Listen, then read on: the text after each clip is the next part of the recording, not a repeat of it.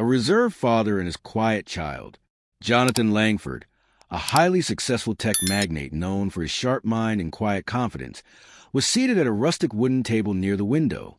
His daughter, Elise, sat beside him.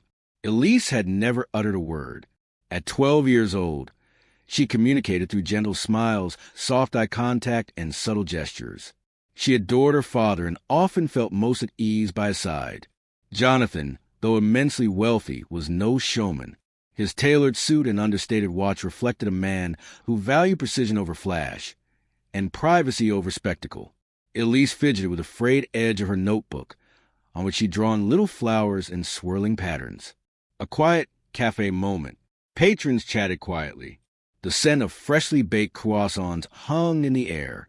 Jonathan absent-mindedly scanned through his phone, eyes tired from the morning's board meetings. Elise studied the cafe's interior. The exposed brick walls, vintage typewriter on a shelf, and the flicker of a small candle in a glass jar. A server with extraordinary sensitivity. Enter Marisol Davis, a poised young woman with warm eyes and nimble hands, approaching their table with a calm smile. She wore a smart, dark apron over a crisp shirt. She approached politely, paper pad in hand, ready to take their order. Recognizing Elisa's hesitancy, Marisol gently signed. "Good afternoon. Would you like anything?" Elisa's eyes widened. How had the server known she couldn't speak?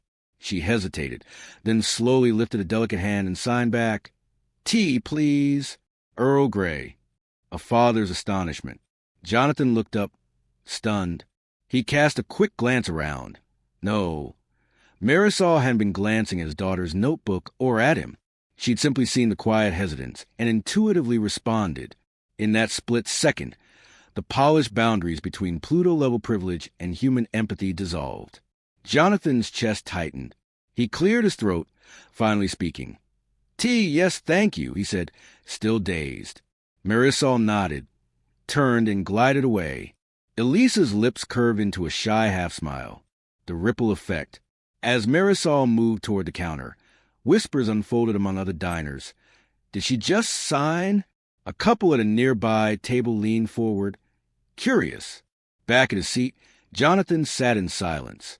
He watched Marisol communicate with other patrons, offering gentle encouragement to a nervous teenager ordering coffee, helping an elderly man find a comfortable seat.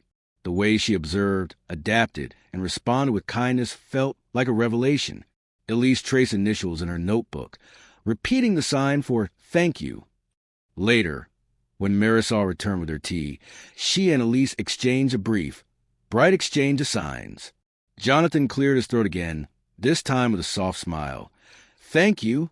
A subtle transformation. They spent a quiet hour at La Maison Bleue. Elise warmed up, pointing at croissants and reacting with delighted surprise when Marisol brought macarons to taste. Jonathan, moving his phone aside, finally looked at Elise, not at her silence, but at her, really, truly at her. He realized how little he'd truly seen her until that moment. He wondered how many more invisible barriers might be lifted through small acts of reaching out. After the visit, leaving the cafe, Jonathan felt lighter, less alone in the face of parenting challenges, more aware of Elisa's world. He made a mental note to improve his listening, not just her speaking. Elise held a tiny paper bag with macarons, and Jonathan offered his arm.